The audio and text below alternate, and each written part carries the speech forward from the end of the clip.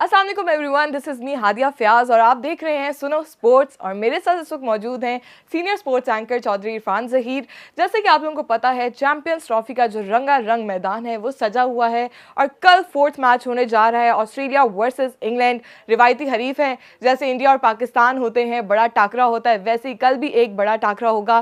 पर पाकिस्तान और इंडिया कैसा देख रहे हैं मैच को भी, और हमारी टीम को भी चेंजेस हुए हैं, इमाम उल हक आए हैं फ़खर जमान की जगह, तो क्या लग रहा है, पाकिस्तान डोमिनेट करने वाला है या नहीं? हादिया, थोड़ा सा अनफॉर्चुनेट है कि एक के बाद एक सेटबैक पाकिस्तान को मिल रहा है। पहले हमने देखा साइम गए, फिर फ़खर की खास तौर पे इंजरी हमने देखी, और जिस तरह वो जाते रोते हुए ड्रेसिंग रूम से गए वो बड़ा हार्ट ब्रेकिंग था, हार्ट रेंचिंग था। और आई एम श्योर कि पूरी टीम का जो मोराल है वो भी उससे डाउन हुआ, क्योंकि इम्पैक्ट प्लेयर है। पाकिस्तान का एक ही मैच विनर मैं हमेशा कहता हूँ, उसके अलावा तो आप पूरी प्लेइंग 11 में आपको एक भी प्लेयर नहीं ऐसा नज़र आता जो पाकिस्तान के लिए मैच विनर हो। तो इमाम आए हैं, ये ब्लेसिंग एंड डिस्गाइज भी हो सकता है कि इमाम के पास अपॉर्चुनिटी भी है। जैसे विल जंग को आप देखें तो that was not a part of playing 11, वो रविंद्रा थे। रविंद्रा को बॉल लगा, वो बाहर गए, विल जंग को अपॉर्चुनिटी मिली और उन्होंने सेंचुरी कर दी, परफॉर्मेंस दिखा दी। तो ये उनके लिए एक अपॉर्चुनिटी है। हम पहले बहुत बात करते रहे कि इमाम को पहले स्क्वाड में होना चाहिए था, हमने बहुत बात की साजिद या सुफियान में से कोई एक टीम में एक स्पिनर एक्स्ट्रा होना चाहिए था, बट एनीवेज अब तो वो स्क्वाड है, इन्हीं के साथ आपने खेलना है। तो इमाम को अल्लाह ने एक अपॉर्चुनिटी दी है कि वो आके परफॉर्म करें, तो ओबियसली उनके ऊपर रिस्पॉन्सिबिलिटी भी है, अपॉर्चुनिटी भी है। अब वो डिपेंड करता है किस तरह ग्रैब करते हैं। दूसरा जो आपका क्वेश्चन का पार्ट था कि क्या होना चाहिए फॉर्मेशन, मैं बड़ा स्ट्रांगली बिलीव करता हूँ कि अब पाकिस्तान कन्वेंशनल क्रिकेट खेल के भारत को नहीं हरा सकता, क्योंकि ऑन पेपर उनके बैटर, उनके बॉलर्स हमसे बेहतर हैं। हमें आउट ऑफ द बॉक्स कुछ करना पड़ेगा, जैसे 2017 में फ़खर ने किया था। फ़खर ने अटैक किया, वो अटैक कामयाब हुआ, हम वन साइडेड अफेयर कर गए। अब आपको ये करना है कि साउथ कील की जगह उस्मान खान को रखना चाहिए और उसको ये लिवरेज देनी चाहिए, कि फ्रीडम देनी चाहिए कि जाएं और आप ऑल अटैक करें, मारें इनको ऐसी फेंटी लगाएं जैसे फ़खर ने लगाई थी। अब लेट्स सपोज वो उनकी फेंटा कामयाब हो जाता है, तो भारत की अगर आप वीकनेस देखें लास्ट 10 सालों से 12 साल से, तो अच्छी क्रिकेट खेल रहे हैं। पहले एक एवरेज टीम थे, बट अब over the period of time उन्होंने चैंपियन ट्रॉफी, वर्ल्ड कप भी जीता, T20 अभी वर्ल्ड कप भी जीता, तो उनकी परफॉर्मेंस कॉन्फिडेंस अच्छा है। लेकिन हमने एक चीज़ देखी, जब उनको मारा जाता है, उन पर अटैक किया जाता है, तो वो कोलैप्स करते हैं, वो स्टटर करते हैं। जैसे कि आपको याद होगा जो ODI वर्ल्ड कप का फाइनल था, उन्होंने 2-3 विकेट ले ली थी। ट्रेविस हेड ने क्या किया, उन्होंने पाकिस्तान की तरह ठक्का नहीं लगाया, वो रुका नहीं, उसने अटैक किया उन पर।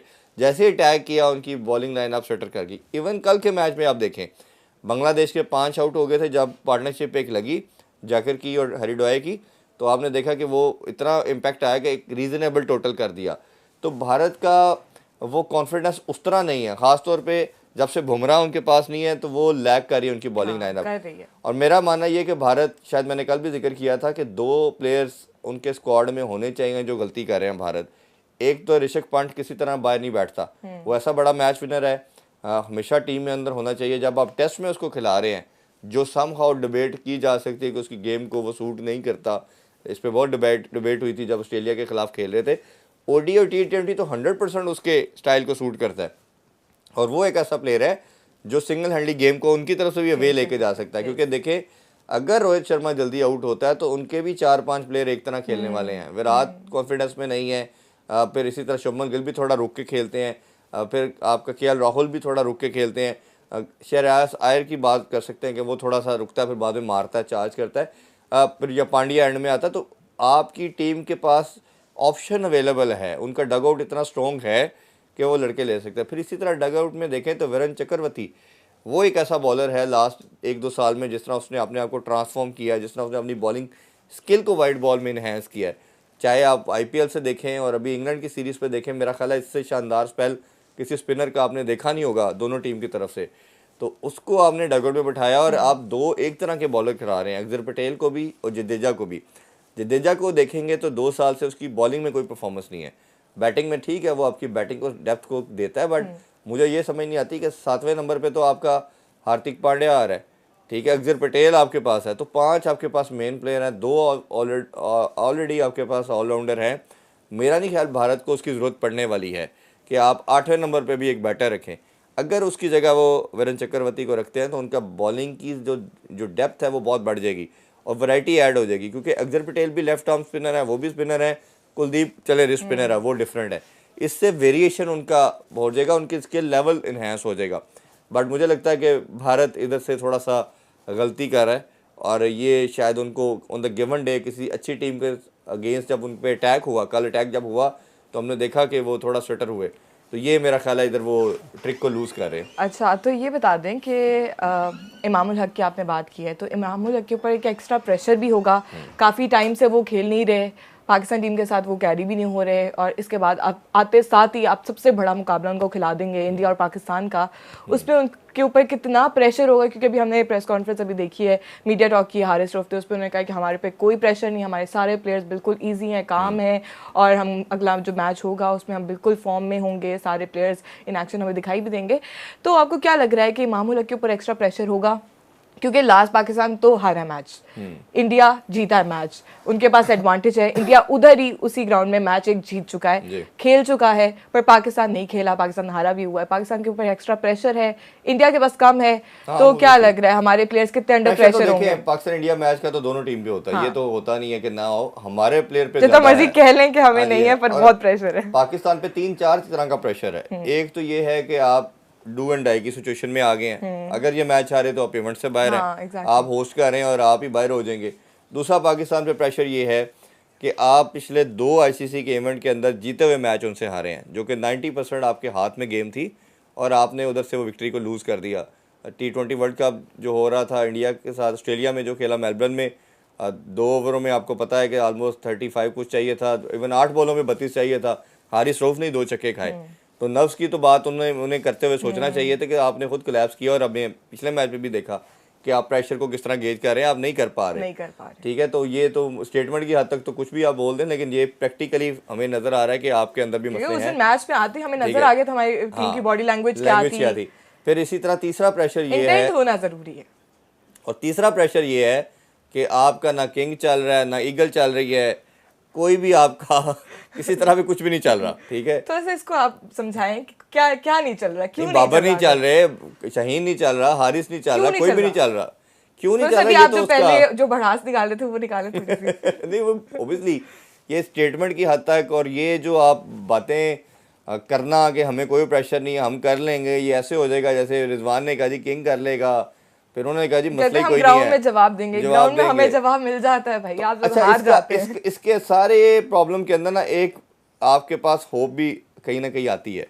अगर आप उसको कॉल करें 2017 की चैंपियन ट्रॉफी, तो पहली मैच में भी इसी तरह ही था, इनकी एक हार्ड डिस्कशन हुई, बड़ा ओपनली सब अक्सर जिक्र करते हैं ये प्लेयर और कोचेस के, हमने वो बात की कि अब कोई प्रेशर नहीं है, हमने जाके मारना है, अटैक करना है, वो अटैक कामयाब हो गया और ये सारे मैचेस 4 मैच अगले जीत के चैंपियन ट्रॉफी भी जीत ली। तो हो सकता है, ऐसा इम्पॉसिबल क्रिकेट में कुछ नहीं है। इन्होंने बिट्स एंड पीसेस में किया होगा, ये भी नहीं कह सकते कि बिल्कुल ही कभी नहीं किया, ये कोई बहुत ही फारक टीम है, टीम भी रीजनेबल है, 353 भी इन्होंने चेस किया है। करना सिर्फ ये है कि अपने अंदर से वो डर ख़त्म करना है, वो डर ये प्लेयर खुद ख़त्म कर सकते हैं, किसी ने बाहर से आके तो करना नहीं है, या कोच इनकी वो मेंटोरिंग कर सकता है, मैन मैनेजमेंट कर सकता है। अगर तो ये कॉन्फिडेंस किसी तरह ले जाते हैं, और जिस तरह मैंने हैविंग सेड दैट अर्लियर बात की, इस माइंडसेट के साथ जाएंगे, फेयरलेस होके जाएंगे कि हमने इनको मारना है अपोजिशन को, अब हमने रुकना नहीं है, ये एक ही अप्रोच है। अब अगर आपने वो सोचा जी हम 10 ओवरों में ये करेंगे, 20 पे इस तरह प्लान करके करेंगे, कन्वेंशनल क्रिकेट खेल के, mark my words, conventional cricket खेल के आप भारत को नहीं हरा सकते। आपको आउट ऑफ द बॉक्स जाना है, आउट ऑफ द स्किन जाके खेलना है, फिर एक ही चांस आपके पास। जैसे पीएसएल का वो गाना है, कब तक तू डरेगा, फिर तू कब तक डरेगा, हमारी बहुत ही बेचारे डर डर के पूरी नेशन को डरा मारा है ना। मरीज बन जाते हैं सारे प्लेयर्स जो हैं, लोग अवाम मरीज बन जाते हैं, उनको शुगर पेशेंट, हार्ट पेशेंट, सारी बीमारियां उनकी इस मैच पे तो निकल के आ जाती हैं। तो आप ये बताएं कि अब आपके लिए फेवरेट कौन है इंडिया वर्सेस पाकिस्तान? आप वैसे लाइटर साइड पे बताएं कि आपको क्या लग रहा है, इंडिया या पाकिस्तान, क्या लग रहा है, और कौन सा इस तरह का प्लेयर है जो इम्पैक्ट क्रिएट कर सकता है? ऑन पेपर तो मुझे ऑब्वियसली लग रहा है कि इंडिया का कोई मुकाबला फिलहाल पाकिस्तान को उस तरह नहीं लग रहा, despite of on the given day कौन खेलता है। एक ऑप्शन मुझे लगती है कि पाकिस्तान जीत सकता है, वो मैं आपको बाद में बताऊंगा मैच के बाद कि क्यों मुझे लगता था, वो भी नहीं बता सकता, वो सरप्राइज रहने दे। क्यों वो सरप्राइज रहने दे ना। अभी हम बता देते सरप्राइज। नहीं, अभी नहीं बता सकता ना, वो मैच का जब डिसीजन आ जाएगा और अगर जीत गया तो मैं रीजन उसको रिलेट करके बताऊंगा कि क्यों मैंने कहा था। तो वो एक रीजन मुझे लगता है कि 23 फेब को कुछ डिफरेंट हो सकता है। अदरवाइज ऑन पेपर और मेरिट हम देखें तो वो स्ट्रॉन्ग साइड है, उनका कॉन्फिडेंस हाई है, टीम उनकी जेलिन है। हमारी अच्छी खासी ओडीआई की टीम थी। हम ऑस्ट्रेलिया को हरा के आए, जिम्बाब्वे को हराया, साउथ अफ्रीका को वाइट वॉश किया। हमने सिर्फ जहालत की कि अपने कोर को जो परफॉर्मेंस दे रहे थे लड़के, इरफान खान न्याजी, सुफियान मुकीम या साजिद खान जिसने आपको टेस्ट में जिताया, वो ओडीआई में भी कर सकता था। मैं तो बड़ा स्ट्रांगली बिलीव करता हूँ ऐसे पेचे डालने वाले, आंखों में आंखें डालने वाले तगड़े लड़के आपको चाहिए थे। इनको अगर आप सिर्फ इंडक्ट कर लेते, मैं अभी पहले भी शो में बात कर रहा था अपनी ट्रांसमिशन जो हम कर रहे हैं, कि आपने बहुत बड़ा क्राइम किया कि जब आपका फ़खर के साथ अगर साइम होता तो ये आइडियल था, बट जब साइम चला गया था तो आपको अब्दुल्ला शफीक को कंसिडर करना चाहिए था। आपको दुनिया में कहीं नहीं होता कि आपका प्लेयर अगर एक सीरीज बुरी गई है तो बाहर ही कर दे। अभी उसकी मिसाल मैं अभी दे रहा था कि अभी देखें मैथ्यू जो है, जिसने साउथ अफ्रीका की तरफ से 2 मैच खेले, एक में 150 किया, एक में 80+ किया, आज प्लेइंग 11 का पार्ट नहीं है। जो लड़के कंटिन्यूसली खेलते आ रहे थे, जो उनके प्लान में थे, जो प्रोसेस में थे, वो खेल रहे हैं। हम क्या करते हैं कि पैराशूटर ग्लाइडर के थ्रू लेके आते हैं, तू ये आ जा, तू भी नाच के आ, तू खेलना है, चल वर्ल्ड कप आ गया, तेरी बारी है। तो हम इस तरह हम अपनी जो कैप है, डेब्यू कैप, वो भी इसी तरह बांटते हैं। तो बड़े इवेंट्स में ज्यादा ये चीज होती है, बड़े इवेंट पे होती है। आम पे हम सही बैलेंस खिला देते हैं, जब बड़ा इवेंट आता है अच्छा जी इन्हें मिला, वो पूरा साल वो खिलाड़ी रगड़ते रहते हैं, अपना खून पसीना एक करते रहते हैं, और जब बड़ा इवेंट आता है तब आप पैराशूट से ही खिलाड़ी आ रहे होते हैं। वो आके और वो फिर जंपिंग करते हैं और बाकी सोचता रहता है मैं की कीता सी ऐसा कि वो आमिर जमाल का आपने देखी थी स्टोरी उन्होंने लगाई थी। जमाल है, इरफान खान न्याजी है, सुफियान मुकीम है, फेस कि मतलब मेरे साथ बात हो रही थी और फिर क्या हुआ मेरे साथ, ऐसे ही है। तो वो तस्वीरें भी आई, किस वजह से आई, और सलाम लेने का भी शायद रीजन हो सकती है, अब अल्लाह जाने, लेकिन बातें तो सारी हो रही हैं। फिर तो मुझे मेरा पॉइंट ऑफ व्यू अगर है तो ये है कि न्यूजीलैंड से कंपेयर अगर आप करें इंडिया की टीम, तो वो थोड़ी सी स्ट्रांग है या कम स्ट्रांग है? मुझे लगता है कि कम है इंडिया की टीम। हाँ नहीं, न्यूजीलैंड मैं फेवरेट करूंगा। मैं तो हमेशा कह रहा हूँ कि New Zealand one of the favourite side है, और पाकिस्तान के खिलाफ मुश्किल हुआ है न्यूजीलैंड का मैच। इंडिया से थोड़ा सा हो सकता है कम मुश्किल हो, क्योंकि उनका बुमराह नहीं है मेन, उनको अफेक्ट करेगा। मुझे लगता है कि वो इंडिया को भी हमारी तरह आसानी से हराएंगे। उसकी रीजन हम हरा सकते हैं कि नहीं आसानी से, मकसद मेरा ये है। हमारा तो ये है कि हमारे पास एक ही ऑप्शन है, हम चार्ज करें, उसके अलावा हमारे पास ऑप्शन नहीं है। एक माइंडसेट के साथ खुल के खेलें, उसके अलावा कोई। इंडिया को न्यूजीलैंड इस तरह मार सकता है कि न्यूजीलैंड ने जब इंडिया को टेस्ट में मारा था ना, वाइट वॉश किया था, 3-0 किया था, उससे उनका जो कॉन्फिडेंस इन प्लेयर का बना, वो अब वापसी नहीं कर रहे। उसके बाद उनको लगा कि दुनिया की सबसे टफेस्ट सीरीज होती है इंडिया के अंदर आके इंडिया को हराना, जो हिस्ट्री में कभी नहीं हुआ था किसी ने वाइट वॉश किया हो। इवन इंडिया की बुरी टीमें भी थी, फारक से फारक प्लेयर भी थे, 90s की बात कर लें, अर्ली 20s की बात कर लें, जैसे ही कोई दुनिया की वर्ल्ड चैंपियन भी आता था उनके कंट्री में तो वो उसको उड़ा देते थे। तो ये न्यूजीलैंड का उनके घर में जाके वाइट वॉश करना इतनी बड़ी विक्ट्री थी, और वही कॉन्फिडेंस था कि उन्होंने आगे हमें भी मारा, और उसी कॉन्फिडेंस को वो लेके चल रहे हैं। उनके प्लेयर की बॉडी लैंग्वेज देखें, उनके फील्डर, बॉलर, बैटर, उनको पता है रोल डिफाइन है। मैं हमेशा कहता हूँ New Zealand is a silent killer. वो चुप करके आते हैं, अपना काम करके मार मुर के वो चले जाते हैं, शोर नहीं मचाते। वो ट्राई नेशंस भी जीतने के बाद उन्होंने कोई हंगामा नहीं किया, पाकिस्तान से जीतने के बाद भी कोई हंगामा नहीं किया। मैंने लेजेंड्स के भी देखे जो टॉप 4 अपने बता रहे होते, ज्यादातर जो हैं उन्होंने न्यूजीलैंड का नाम नहीं लिया। नहीं, मैंने तो पहले से लिया। बहुत स्ट्रांग है। आप मेरे जितने भी इंटरव्यूज देखे, मैंने तो चैंपियन ट्रॉफी से पहले, ट्राई नेशन से भी इवन पहले, कदाफी में मैं एक शो कर रहा था जामी भाई के साथ, तो उसमें मैंने कहा, उन्होंने कहा जी टॉप 4, मैं कहा न्यूजीलैंड मुझे फेवरेट लगता है, ये सबसे लगता है। और दूसरा मुझे कहीं ना कहीं लगता है कि साउथ अफ्रीका चौक तो करता है, बट मुझे लगता है कि इस दफ़ा इनका मुझे कम्बिनेशन भी उस ग्रुप में सबसे अच्छा लग रहा है। तो क्या ही मज़ा है कि न्यूजीलैंड, ऐसे पाकिस्तान तो हम दुआ करते हैं, विश करते हैं हो आगे आए, लेकिन या अपसेट करेगा पाकिस्तान इंडिया के साथ। हाँ, अपसेट करके आगे आए, लेकिन जो ऑन पेपर लगता है, मेरी जो क्रिकेटिंग सेंस मुझे बताती है, वो ये कहता है कि न्यूजीलैंड साउथ अफ्रीका आगे आ सकते हैं। कल का मैच तो जब हुआ है ऑस्ट्रेलिया और इंग्लैंड, उसके बारे में क्या आपका टेक है? वैसे इंग्लैंड मारेगा क्योंकि ऑस्ट्रेलिया का आपको पता है कि उनके 5 मेन प्लेयर नहीं है, और ख़ासतौर पे कैप्टन भी नहीं है, और जिस तरह की वो मार श्रीलंका में मैचेस हार के आए हैं दोनों, उसके बाद तो उनका भी कॉन्फिडेंस बहुत डाउन है। और इंग्लैंड आल दो कि वो भी हार के आए हैं, लेकिन वो पिचेस बहुत मुश्किल थी, वो स्पिन को मदद देती थी। इंडिया ने स्पिन जाल फंसाया, उनके लिए डाला और उसमें डाल के उनको हराया।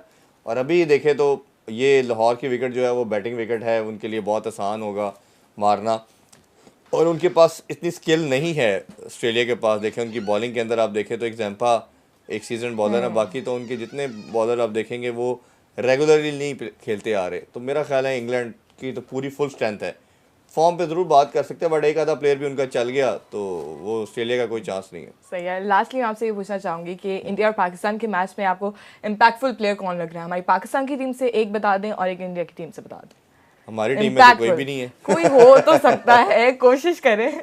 इंटेंट मुझे लगती है वैसे ना उसकी सलमान अली आगा या खुशदिल शाह में से कोई एक होगा। खुशदिल शाह वो भी हो सकता है, वो सरप्राइज पैकेज हो सकता है क्योंकि और वो अगर इमाम उल हक ने आए हैं, कम बैक कर रहे हैं। इमाम का रोल डिफरेंट होगा। इमाम देखें, इमाम का आपको डिफाइन करना पड़ेगा। जिस तरह मैंने कहा कि उस्मान खान को आप फ्रीडम दे के तो मार, इमाम कन्वेंशनल खेलेगा तो कामयाब रहेगा। इमाम को अगर उसके रोल को चेंज करेंगे तो वो प्रॉब्लम में आएगा। इमाम 80-90 के स्ट्राइक रेट से खेले, वो खड़ा रहे, 30-35 ओवर का उसको देंगे, तुमने विकेट पे स्टिक करना है, बाकी जो साथ हैं वो जाके रिस्पॉन्सिबिलिटी बाबर आजम के बारे में क्या ख्याल है? बाबर आजम के लिए बहुत टुक मुश्किल ना है। करें, बस टुक टुक ना करें। देखिए आपको ये एक माइंडसेट रखना चाहिए रिगार्डलेस, फिर वो फेयरलेस की बात आ जाती है, स्केयरनेस को निकालना पड़ेगा, वो टिमड अप्रोच को निकालना उनका पड़ेगा। आप खुद देखिए उनकी पिक्चर्स या कुछ इस तरह की आ रही होती है, वीडियोस हमने देख रहे होते हैं, इतना कॉन्फिडेंस उनका लो हुआ होता है। ये इनको समझना पड़ेगा कि मेरे वो 20-30 रन ज़्यादा इंपॉर्टेंस रखते हैं उस 100 से 80 से जिससे पाकिस्तान हारे। जो आपने 353 चेस किया था, फ़खर और ये तेज़ खेले थे, इनके 30-40 से फ़खर का भी इतना ही था। उससे इम्पैक्ट क्या आया कि पाकिस्तान को इन दोनों ने प्लेटफॉर्म प्रोवाइड किया, पाकिस्तान रन चेस कर गया। इसमें 10 ओवरों में 22 कर रहे हैं आप, बाबर ओपनर आ रहा है, तो जब 10 ओवर में 22 कर रहे हैं तो किस तरह आप 300 प्लस आप चेस करेंगे? तो बड़ा ये टारगेट है, 321 करना था, तो ये आपको खुद सोचना पड़ेगा। और आप नहीं करेगा तो कौन करेगा? आप सबसे बड़े प्लेयर, आप ही सारे रिकॉर्ड रख लिए, आप ही किंग। मुझे लगता है कि एक्सपेक्टेशंस लोगों ने बहुत ज्यादा हाई कर लिए हैं कि बाबर ही करेगा और कोई नहीं करेगा। मैंने तो कभी हाई नहीं रखी, मैं कह रहा हूँ कि आप एटलीस्ट कन्वेंशनल तो खेल लेना, तो बाकियों से भी तो उम्मीद रखनी है ना, बाकी भी तो कुछ करें। मैं कब कह रहा हूँ बाबर 150 मारे, मैं तो कह रहा हूँ कि बाबर 40-50 करे और अकॉर्डिंग टू सिचुएशन करे। पर सारा ब्लेम एंड पे बाबर आजम पे क्यों आया? तो नहीं, गलत करते हैं ना जो डालते हैं, किसने क्या उसको किंग कहें, उसको फलाना करें, बनाया है इनको इस तरह। गलत किया ना जिन लोगों ने। आप देखें जैसे एक स्टेटमेंट अभी बात कर रहे थे कि राशिद खान का कह दिया गया वसीम अकरम से बड़ा, पर राशिद को बहुत प्रूफ करने की जरूरत है। ठीक है, ये बात आप कह सकते हैं कि उसने अफगानिस्तान को विक्ट्री दिलवाई है, उसको पहचान दिलवाई है, बट वसीम अकरम की अगर आप लेगेसी देखेंगे, वर्ल्ड कप जिताना, बेतहाशा टाइटल, तो अफगानिस्तान तो अभी तक टाइटल ही कोई नहीं जीता। तो इस तरह हम गलत करके एक आधी परफॉर्मेंस के ऊपर या किसी को हम हीरो बना देते हैं। अब आप या तो ना सचिन तेंदुलकर जितनी सेंचुरीज भी होती हैं आपकी, 100 सेंचुरीज कर देते, को 50 कर देते, विराट कोहली जैसे 80 सेंचुरी करते, चले जीत को भी साइड पे कर दे, तो फिर आप ऐसी बातें या टाइटल देना भी अच्छा लगता है।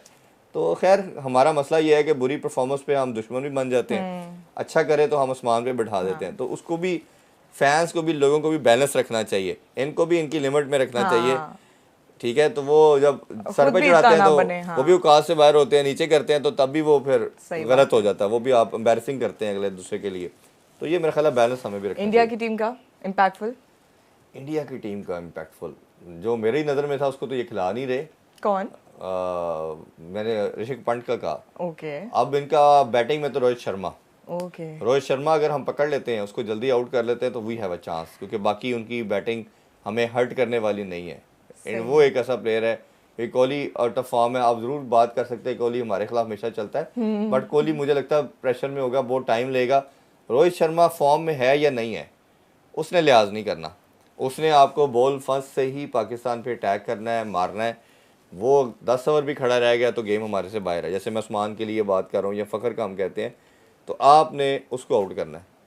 रोहित शर्मा आपका पहला टारगेट होना चाहिए। अगर आपने उसको जल्दी पकड़ लिया, और ओबियसली विराट की तो हमेशा हम बात करते हैं विकेट इंपॉर्टेंट, तो इंडिया के जितने मर्जी ये टेल के लड़के हैं, ये इनके लिए आसान नहीं होगा हमें मारना, ये भी प्रेशर में मैं ये बात खुद मानती हूँ कि जब आप खुद टुक टुक टुक टुक स्टार्ट कर देते हैं, बॉल रोकना स्टार्ट कर देते हैं, आपके ऊपर एक तो खुद भी प्रेशर आता है, आपकी पूरी टीम पे भी आ जाता है। जो पीछे बैठे होते हैं वो कहते हैं कि हाँ इन्होंने इतनी बॉल्स वेस्ट कर दी हैं, अब आके हम क्या आउट ऑफ द बॉक्स करें। ऐसा ही है, बिल्कुल ऐसा। उनकी टीम जो दूसरी टीम होती है उनका प्रेशर रिलीज हो जाता है और आप अपना ही खुद बढ़ा देते हैं, क्योंकि आप ना सिंगल प्लेयर होते हैं, आपके सामने गैप्स भी होते हैं, आप उनको क्लियर भी नहीं कर पा रहे। लास्ट जो मैच खेला उसमें 146 डॉट बॉल खेली। हाँ, उससे पहले जो ट्राई नेशन का फाइनल खेला आधा ओवर से आपने डॉट खेल 60 ओवर से आप हारे हैं। तो अगर आप उसमें से आधे से भी कम पे अगर आप सिंगल ली होती आसान था टोटल, आप ये टारगेट आराम से कर सकते थे पूरा। तो ये पॉइंट ये है कि आप जब हर मैच में 150 160 डॉट बॉल खेलेंगे, कहते हैं रन बॉल करें आप, हर बॉल सिंगल तो ले सकते हैं आप, ना बाउंड्रीज की तरफ जाएं, आप सिंगल डबल करें। टॉप 4-5 जो टीम है इनके स्टैट्स देखेंगे तो इनकी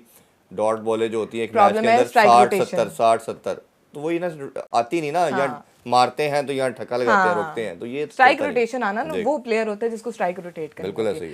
सिर्फ अब ये एक चीज बता दें कि अगर टॉस जीते तो पहले क्या करना चाहिए और कितना 100% बैटिंग टोटल हो सकता है वहां पे दोनों टीमें, क्योंकि हमने देखा कि जो पिच है वो आसान नहीं है दुबई की, और मेरा नहीं ख्याल ये कोई 350 350 वाली पिच होगी। बांग्लादेश में भी हाँ, ये 280 300 वाली पिच है। अगर आपको अच्छा फाउंडेशन मिलती है तो 280 300 के दरमियान करें, और ये चेज करना आसान नहीं होगा, प्रेशर होगा। जो भी टीम पहले खेलेगी वो इतना ही सोच रही होगी, वो कोई भी मेरा ख्याल है 350 350 की तरफ नहीं जाएगी।